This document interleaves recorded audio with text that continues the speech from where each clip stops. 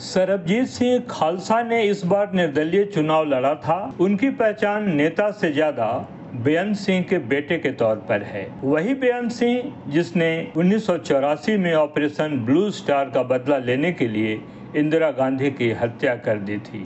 इसके बाद security guards ने बेअंत सिंह को मार गिराया था। सिख कम्युनिटी बेअंत सिंह को शहीद का दर्जा देती है।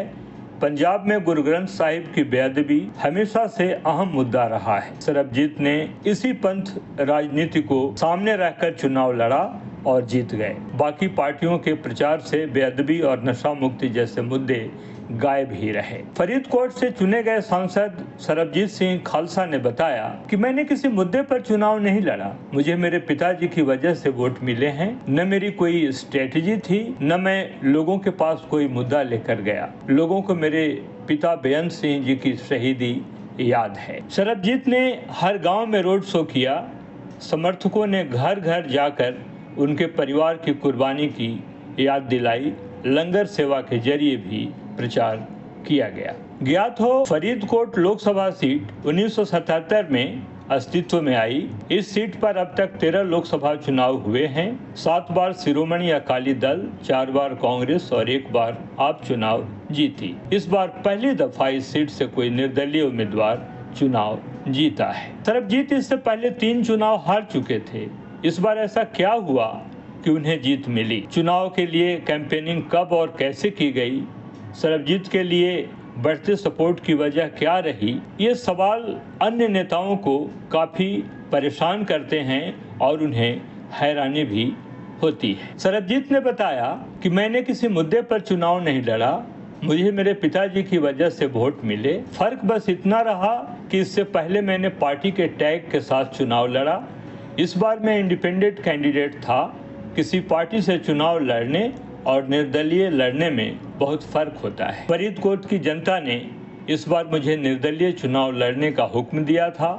अगर मैं किसी पार्टी से चुनाव लड़ता तो वो मुझे वोट नहीं देते। हम चाहते हैं कि सारी कौम एक होकर चुनाव लड़े। मैं चुनाव जीतने के बाद अमृतपाल के पिता से मिलने गया था। मैंने उन्हें अमृतपाल की रिहाई में मदद का भरोसा दिलाया है।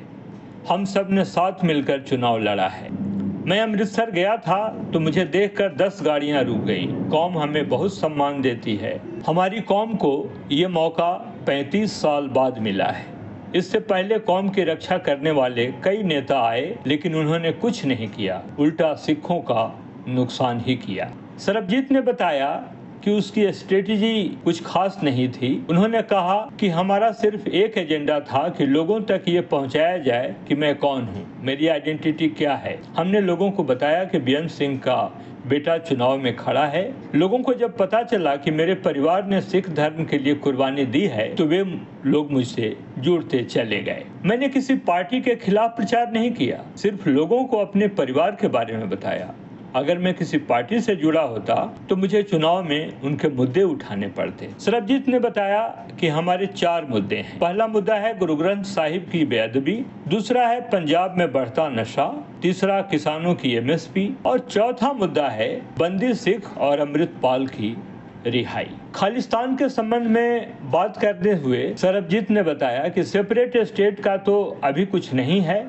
हम जो करेंगे लोकतांत्रिक तरीके से करेंगे, कानून के दायरे में रहकर करेंगे। चुनाव के दौरान फरीदकोट में रास्ते पर जगह जगह अमृतपाल, सिद्धू मूसेवाला, दीप सिद्धू और भिंडरावाले के तमाम पोस्टर और बैनर लगे थे। इससे साफ था कि खालिस्तान समर्थकों के लिए पंजाब में लोगों का समर्थन बढ़ा है। नशाखोरी, खालिस्तान, गुरु ग्रंथ साहिब की बेअदबी आदि मुद्दे ऐसे हैं जो पंजाब के हर चुनाव में उभर कर आते हैं और ऐसे मुद्दे उठाने वालों को जनता सिर पर भी उठा लेती है।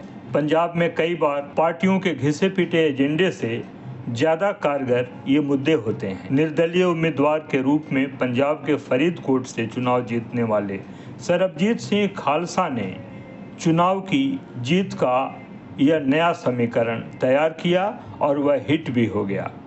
बहरहाल पंजाब में युवकों और किसानों की स्थिति और ज्वलंत मुद्दों पर आप क्या राय रखते हैं, इसे खबर वॉल के कमेंट बॉक्स में जरूर लिखें।